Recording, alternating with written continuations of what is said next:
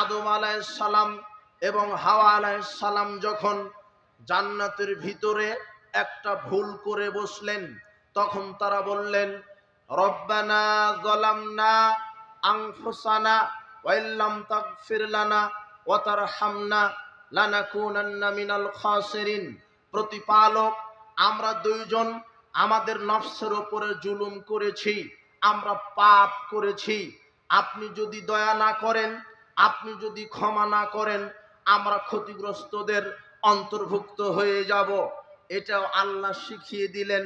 তাই তো আদম আলাইহিস সালাম মরা পর্যন্ত বলতে থেকেছেন, আল্লাহ আমি পাপ করেছি, আমি তোমার দয়ার ভিখারি, তুমি যদি দয়া না করো পৃথিবীতে আকাশ জমিন আর কেউ দয়া করতে পারবে না।